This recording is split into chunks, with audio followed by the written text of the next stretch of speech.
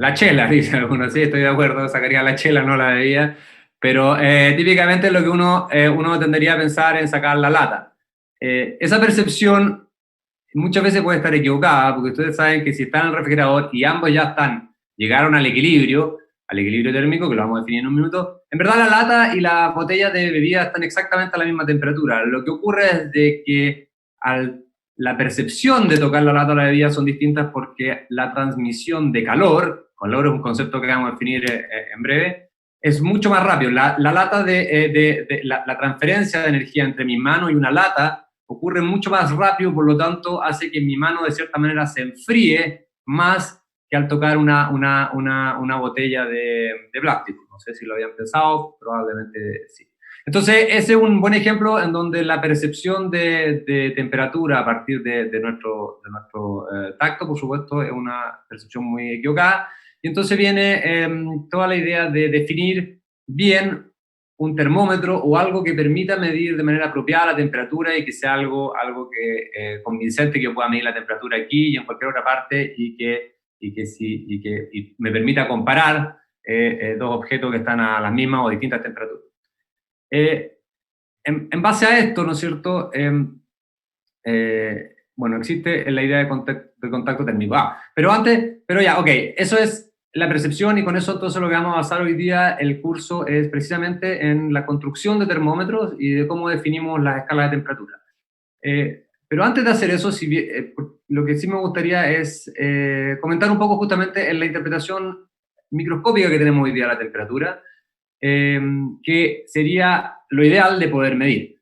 ¿Cuál es la interpretación microscópica hoy de la temperatura? Lo comenté ya en la clase, hace un par de clases atrás, y la descripción microscópica lo que me dice es que la temperatura está asociada a la velocidad con la cual las partículas en el fluido se están agitando. ¿Okay? De manera más precisa, es proporcional a la energía cinética promedio de las partículas al interior de un recipiente. El problema es de que ustedes se pueden imaginar lo ideal, claro, si yo quiero medir temperatura en una taza de café, sería poder medir la velocidad, la energía cinética promedio de las moléculas en el café. Pero se pueden imaginar de que hacer eso, si bien desde el punto de vista teórico es muy bonito, en la práctica es extremadamente difícil y por lo tanto no es un buen mecanismo para definir la temperatura. Y de ahí surge la idea de construir termómetros que nos permitan medir la temperatura de manera mucho más difícil, más fácil. Sin embargo, ustedes pueden hacer un pequeño ejemplo muy sencillo en sus casas para ver cómo efectivamente la temperatura está asociada a la agitación térmica de las moléculas. Y ese experimento, el que se los quiero comentar muy brevemente, es un experimento que generalmente hago en la clase, es muy sencillo. Voy a tratar de hacerlo acá. Puede que no me resulte, porque aquí un poquito estoy un poco más limitado. Pero la idea es muy sencilla, ¿ok? Entonces, lo que yo voy a hacer, se lo voy a poner al tiro en el video.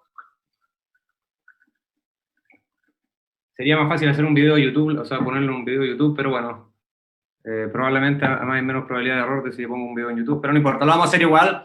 Entonces, déjenme poner la cámara de nuevo. No veo nada. Ah, hola, veo a Matías Prieto. A ver, no pongan el video porque si no veo a miles de personas, así que tiene que... Eso, ahí sí. Si alguien me quiere preguntar algo, puede poner el video, pero... Okay. Yo les puedo bloquear el audio, pero no les puedo bloquear poner su video. Así que tienen que hacerlo ustedes eso. Ok. No sé si alcanzan a ver algo acá. ¿Se ve o no se ve? Más o menos. Ok.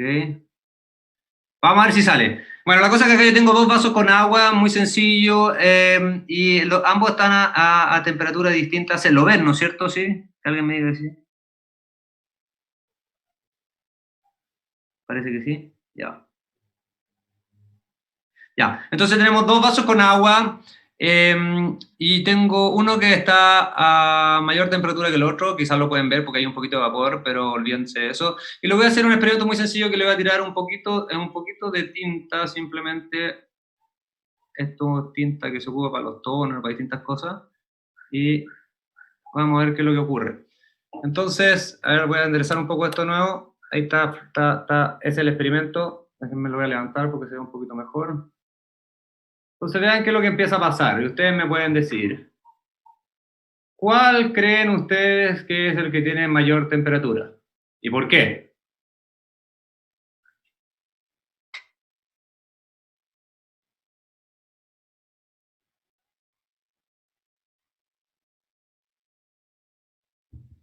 Exactamente.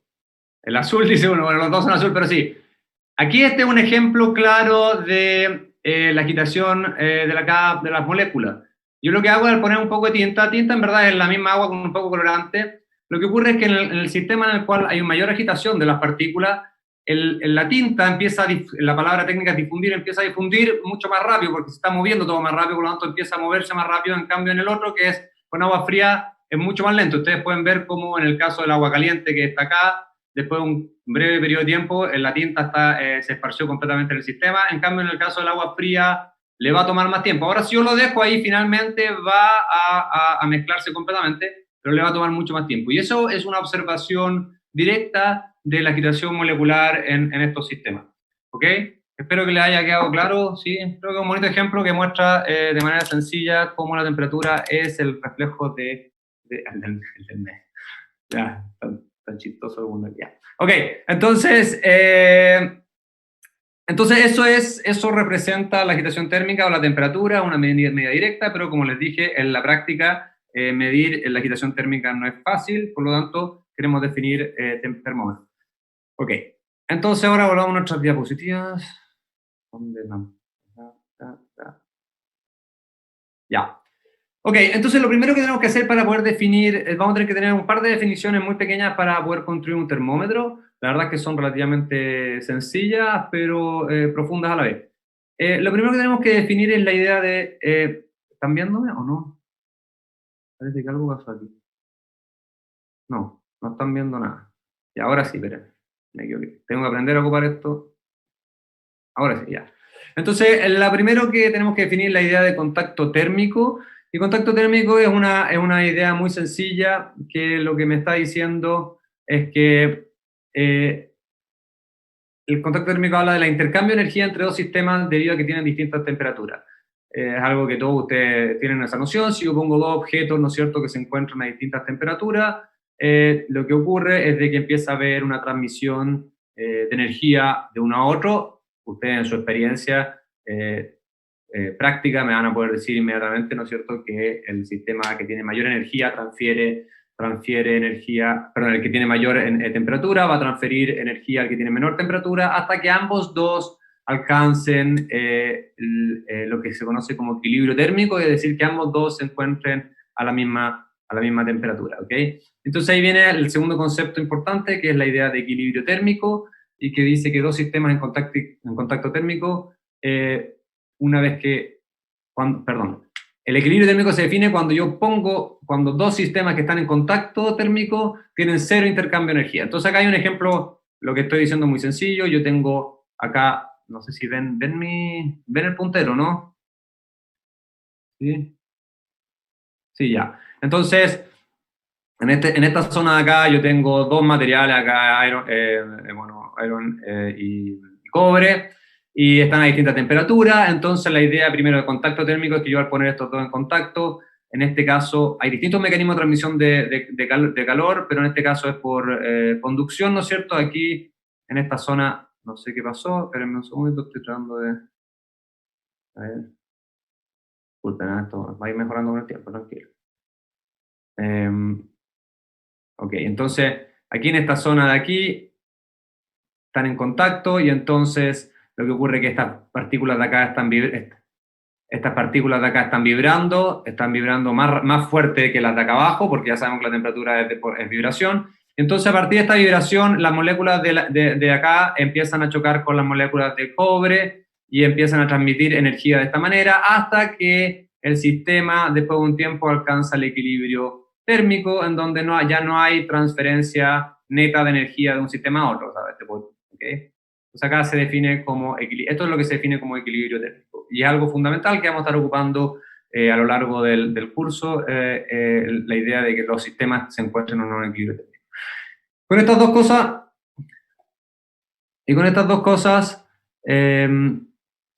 cosas, entonces ya podemos definir lo que es la ley cero de la termodinámica. ¿Y por qué se llama ley cero de la termodinámica? Es porque la verdad es que fue posterior a la primera ley y a la segunda ley, pero es algo que debería haber sido anterior.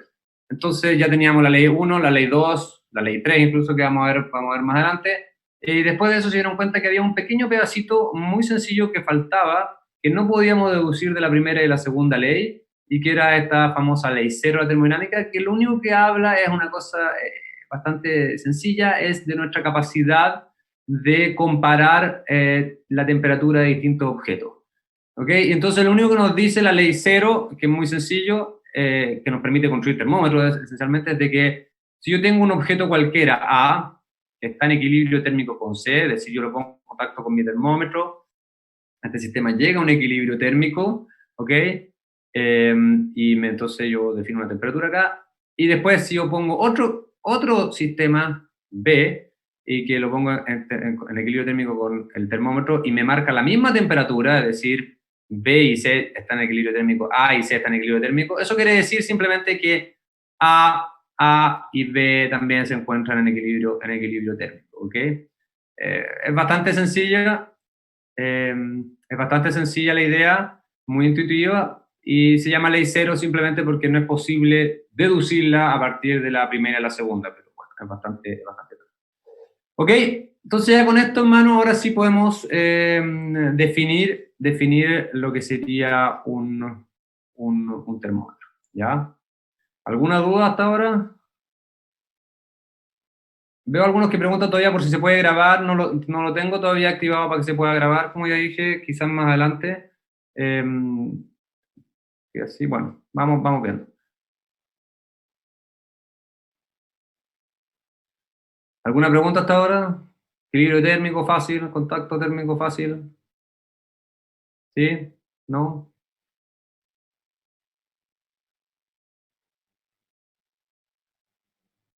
Espera. A ver qué me están dando. Profe, ¿qué pasa si están a distintas presiones? Eh, bueno, aquí estamos aislando el problema. La semana pasada hablamos de presión, ahora no he comentado nada sobre la presión. Después vamos a ir a un ejemplo donde yo también tengo presión. Vamos a construir, de hecho, un termómetro a volumen constante, y donde ahí la presión es nuestro parámetro de control. Pero si se dan cuenta, en estos sistemas justamente que estoy mostrando ahora, son sólidos, por lo tanto la idea de presión es poco relevante, ¿okay? En todo caso, el concepto de equilibrio térmico es independiente de la presión. Yo puedo tener dos objetos que están a distintas presiones, ¿ok? Pero lo importante es que si yo los pongo en contacto, imagínense, no sé, un globo, no, un globo no, por ejemplo. ¿Qué cosas pueden estar ahí? Yo puedo tener un contenedor, adentro le puedo sacar el aire, y generar un vacío, una especie de vacío, por lo tanto la presión disminuye enormemente. Sin embargo, eso yo lo pongo en la pieza, y después de un tiempo, si bien la presión en la pieza va a ser la presión atmosférica y la presión al interior de este contenedor va a ser mucho menor a la presión atmosférica, después de un tiempo igual este sistema va a llegar al equilibrio térmico, y eso quiere decir que la temperatura en la pieza va a ser igual a la temperatura al interior de este contenedor, ¿ok? A pesar de que las presiones son distintas, ¿ya? Por lo tanto, son dos conceptos independientes, ¿ya? ¿Está claro? Supongamos. Ya. Entonces, ok, tenemos ya la ley cero de termodinámica. Vamos a la próxima. Aquí siempre tengo problemas. Esperemos un poco. Ya. Entonces, ahora que ya tenemos este concepto, ahora podemos construir los termómetros. ¿Y qué es lo que son los termómetros? Bueno, son instrumentos que están basados en medir el cambio de algunas de sus propiedades físicas que varían con la temperatura o propiedades termométricas. Entonces, vamos a ver que existe una gran cantidad de propiedades en la naturaleza que al variar la temperatura varían alguna otra propiedad. Por ejemplo, el volumen de un líquido. Nosotros sabemos que si variamos la temperatura, varía el volumen en un líquido. ¿Cuánto? Bueno, ahí depende. Muchas veces no es demasiado relevante. El largo de un sólido, que es el famoso concepto de dilatación térmica, que lo vamos a ver la próxima semana, vamos a entrar en detalle, hoy día lo vamos a mencionar muy rápidamente. También sabemos que, ¿no es cierto?, por ejemplo, el mercurio, ocupado precisamente en los termómetros, es un fenómeno de dilatación térmica. El mercurio, cuando se calienta, se expande y eso nos permite definir una temperatura. El otro ejemplo que también vamos a ver hoy día es el caso de la presión de un gas a volumen constante, ¿ya? Y otro termómetro que se puede construir es el volumen de un gas a presión constante, ¿ok? Y así hay varias otras más. Estos son los termómetros, digamos, más rudimentarios, ¿ya? ¿Y qué tienen que tener en común todas estas propiedades? Tienen que tener en común no solamente que para poder construir un buen termómetro, no solamente que varíen con algunas de sus propiedades por la temperatura, sino que idealmente que dependan linealmente de la temperatura. Y ese es un concepto que vamos a volver a comentar hacia el final de la clase, si es que alcanzo, porque es muy relevante para poder construir un termómetro que sea relativamente universal, ¿ya? Entonces, antes de entrar a definir, antes de que construyamos nuestro termómetro, que no es muy difícil, como van a ver, simplemente comentarles sobre algunos termómetros un poquito más sofisticados que existen hoy, si es que logro pasar la página, no sé por qué no puedo. De repente como que se te da... Ahí. Ok, entonces estos son algunos ejemplos de termómetros modernos. Lo comento, esto más que nada de cultura general. Entonces acá hay algunos ejemplos. Primero tenemos el caso de los detectores resistivos de temperatura. El rango en el cual, una cosa importante de todos estos termómetros es que solamente funcionan en un cierto rango de temperatura. Y por eso que existen tantos tipos de termómetros, porque si un termómetro cualquiera, como por ejemplo el termómetro de mercurio que todos tienen ustedes en sus casas, probablemente funcionara desde los menos 200 grados Celsius hasta los 10.000 grados Celsius, uno ocuparía ese termómetro para todo tipo de mediciones. Pero por supuesto que eso no es así, eso tiene un rango bastante acotado. De hecho, el caso del mercurio funciona aproximadamente entre los menos 37 grados y los 350 grados Celsius. Si yo me salgo de ese rango, ya no es válido. Y así entonces aparecen otro tipo.